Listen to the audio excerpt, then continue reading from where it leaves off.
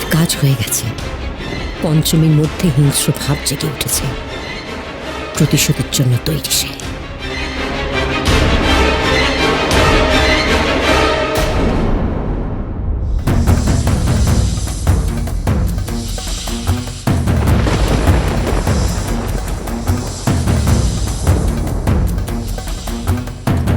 বারবার একই কথা কেন বলছো? আমি বলছি আমার কথা শোনবার চেষ্টা করো। আমি আর কখনো মেয়ের সামনে দাঁড়াবো না, আমি বলে দিলাম। দাঁড়াতে তো আপনাকে হবেই ঠাকুর মশাই। এই মাত্র আমি আপনার জামাইকে আপনার শরীরের অবস্থার কথা সবটা জানিয়ে এলাম। তাতে তিনি একটা কথাই বারবার বললেন যে উনাদের বাড়িতে থেকে আপনাকে চিকিৎসা করাতে হবে। এবার যদি আপনি না যান তাহলে তো জামাইকে অপমান করা হলো। আর সেই অপমানের রেশ যদি আপনার মেয়ে পঞ্চমীর উপর পড়ে, কি হবে একবার ভেবেছেন? একবার ভেবে দেখুন, কলকাতায় পঞ্চমীর কাছে না আছেন আপনারা, না আছে তার চেনা কেউ। সেখানে স্বামীই তার একমাত্র সহায়। আর সেই স্বামী যদি রেগে যায় তাহলে কি হবে একবার ভাবুন তো। না, যাবো না, কিছুতেই যাবো না। তোমরা কেন বুঝতে পারছো না যে সেখানে গেলে একটা কত বড় অঘটন ঘটতে পারে? বাবা, আমাকে কেন উত্তর দাও তো। আমার মাকে।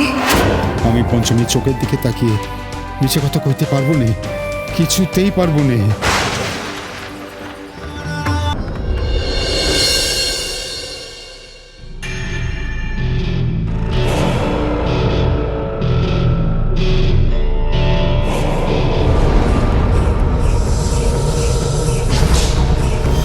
আমি আর গুরুদেব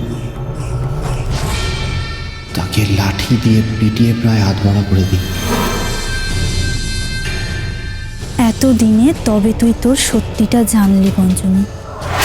অনেক তো চুপ করে থেকেছিস কিছু জানতিস না বলে। আজ কিঞ্জল নিজে এসে বলে গেল তুই যে পঞ্চমী সেটা ও জানে না বলে। তোর মাকে মেরেছে ওই কিঞ্জল আর গুরুদেব। আমাদের রানীমার তো কোনো দোষ ছিল না, তাও তাকে শেষ করে তোর কাছ থেকে তোর মাকে কেড়ে নিয়েছে। তোর জায়গায় আমি থাকলে তো এই কথাটা শোনা মাত্র আর এক মুহূর্তও সময় নষ্ট করতাম না, সাথে সাথে ছবল মারতাম। তুই কেন ছবল মারলি না? শোধ নিবি না তুই? বল। নিজের মায়ের মৃত্যুর শোধ পঞ্চমী। সে তোকে কষ্ট করে জন্ম দিয়ে মারা গেছিল, তোকে কোলে পর্যন্ত নিতে পারেনি। আর তুই নিজের মায়ের ভালোবাসা থেকে বঞ্চিত হয়েছিস যাদের জন্য, সেই খুনিদের নিজের চোখের সামনে দেখে তোর রাগ হচ্ছে না? নিষ্ঠুর ওই কিঞ্জল মল্লিক নির্দয়ভাবে মেরেছে তোর মাকে, ও আর গুরুদেব মিলে। নিকেশ কর পঞ্চমী, মেরে ফেল। তোর মা চেয়েছিল এই বাড়ির বংশকে ধ্বংস করে দিতে। তুই তোর মায়ের সেই অপূর্ণ ইচ্ছে পূরণ কর পঞ্চমী, তোকে করতেই হবে।